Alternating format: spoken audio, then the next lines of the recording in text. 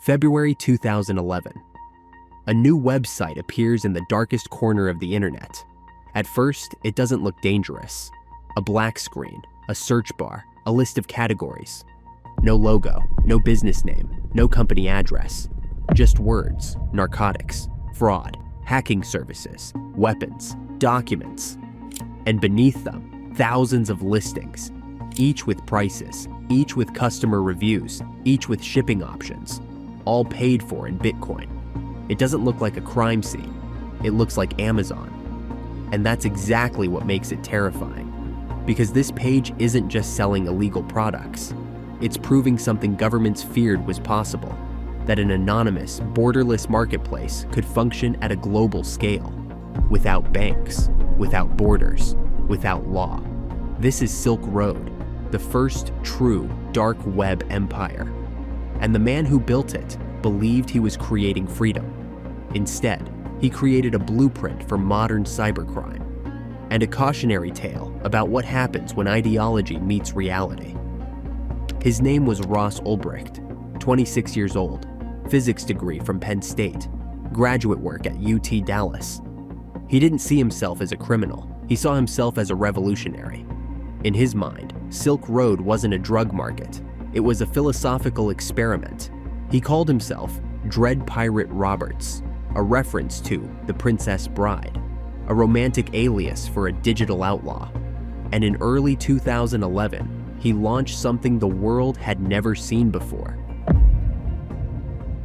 A fully functional e-commerce platform for anything illegal. Most people think the dark web is a place, a secret internet, a hidden underworld. It isn't. The dark web is a method, a way of routing traffic through layers of encrypted relays, the Tor network. So no single point ever knows both who you are and where you're going.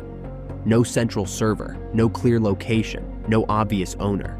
Originally designed by the US Naval Research Laboratory for intelligence operations, then released to the public for journalists, whistleblowers, political dissidents, people who needed to communicate without being traced. But technologies built for protection don't stay neutral. They get adopted, optimized, weaponized. And Ross Ulbricht was the first to turn anonymity into an economy.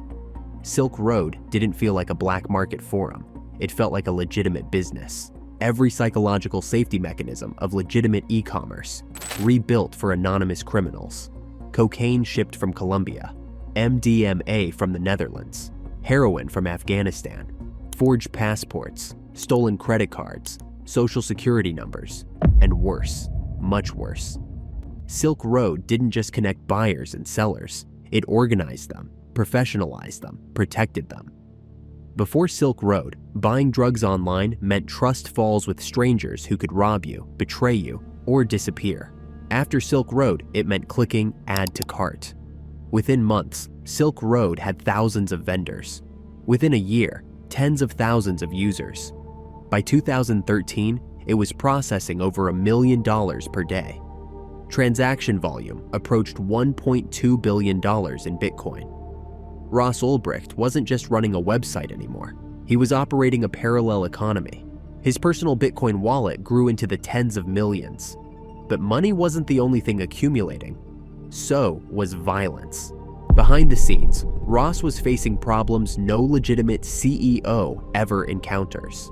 A user threatened to release the identities of thousands of Silk Road customers unless paid $500,000. Another employee allegedly stole $350,000 worth of Bitcoin. Competitors were trying to infiltrate and destroy the platform. And Ross made decisions that would seal his fate. According to federal investigators, he didn't just respond to these threats. He tried to have people killed. Payments sent in Bitcoin, targets identified, confirmation photos requested. In one exchange, Ross allegedly paid $730,000 to have 6 people murdered. The hits never actually happened. The hitmen were likely scammers or federal agents. But the intent was documented. The idealistic libertarian had become something else entirely. For 2 years, law enforcement agencies across the world tried to kill Silk Road. FBI, DEA, IRS, Homeland Security, Europol. They could access the site, they could make buys, they could arrest users, but they couldn't find it. Finding Ross Ulbricht required something traditional: patience, pattern recognition, human error, because the only way to catch a ghost is to wait for him to become human. Intelligence agencies stopped hunting the marketplace. They started hunting the man. They infiltrated the site as vendors and staff. And then the mistakes appeared, not in code, in behavior. An old forum post from 2011 promoting Silk Road included a personal email address. A single moment where anonymity slipped. Other connections emerged. A question posted on Stack Overflow about Tor server configuration from the same account. Slowly, the mask cracked.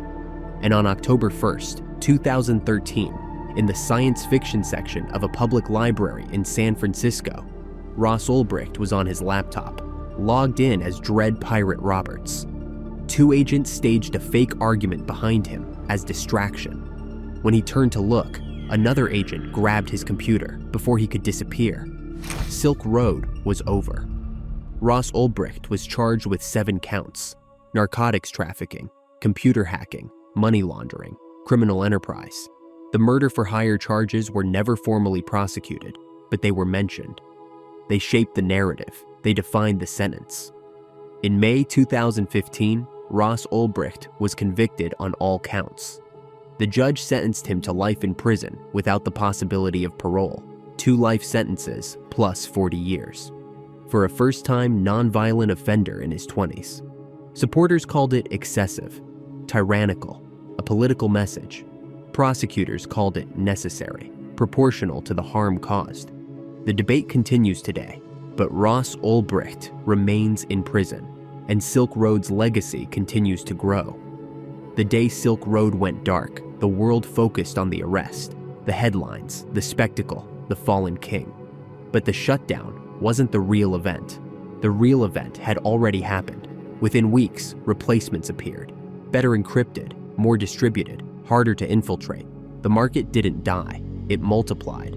And today, the dark web economy is larger than it's ever been. Before Silk Road, cybercrime was scattered, chaotic, risky. After Silk Road, cybercrime became institutional. Criminal operations adopted corporate structures, customer support teams, logistics chains, marketing strategies, affiliate programs. Ransomware groups now operate like SaaS companies. Subscriptions, service-level agreements, profit-sharing models. Hacking became outsourced and democratized. You don't need technical skills anymore. You just need Bitcoin.